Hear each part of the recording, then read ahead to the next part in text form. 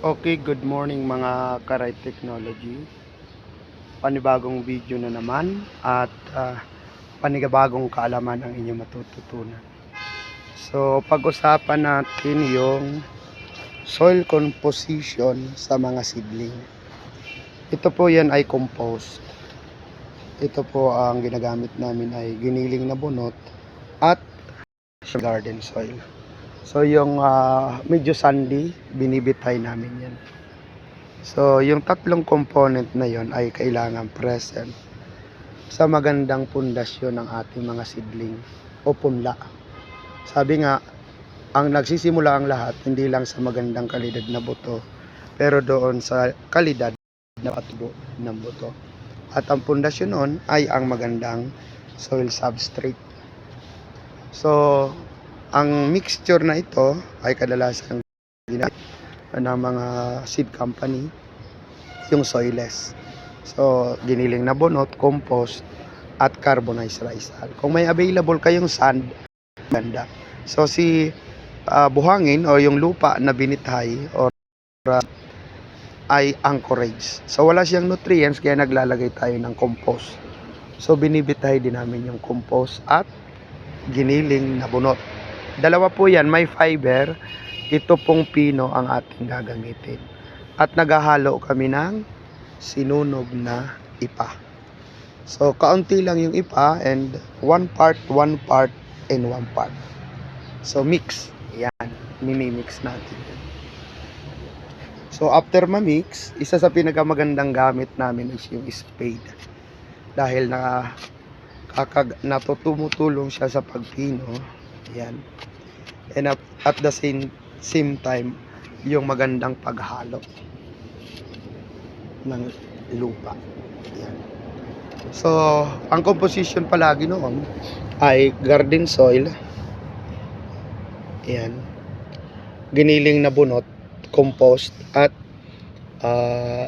halos kalahati lang na parte ng sinunog na ipa.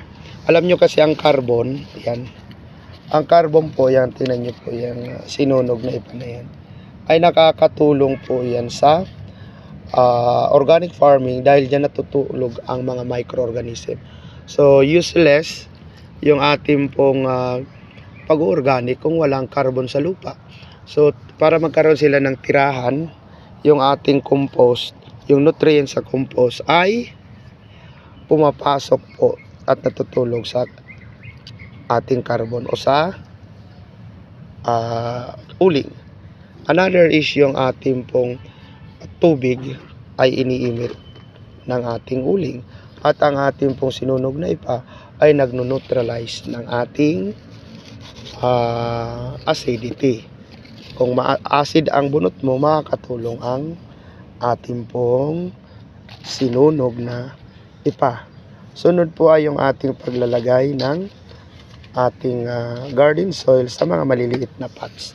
So kung meron kayong seedling tray, okay lang.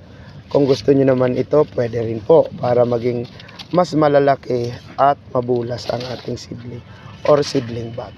Yan. So, buhagag na siya.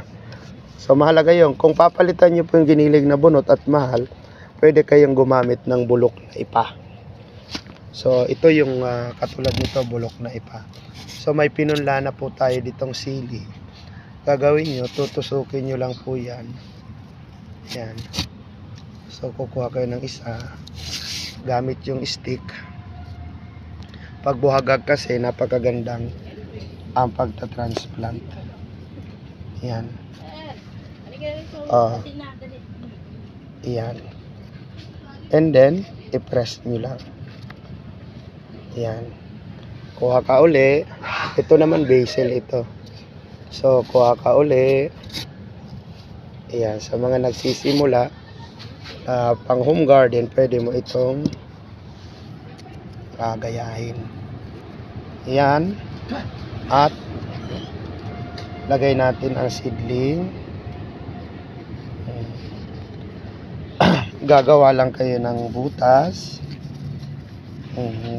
Enough to accommodate yung ating seedling. And then press. Ayan. butas. So, wag lalagyan ng fertilizer. Corn po. Pag bagong transplant.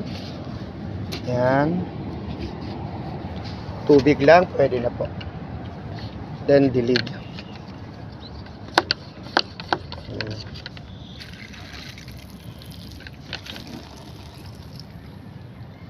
So, fertilize natin. After 5 to 10 days na, ready ng ugat. Nagkakamali po kasi yung iba, nakapag-transplant, maglalagay na agad. Wala pa namang sisip-sip ng ugat dahil hindi pa po establish yung ugat. So, basahin natin siya ng mabuti at ilagay sa malilim na lugar.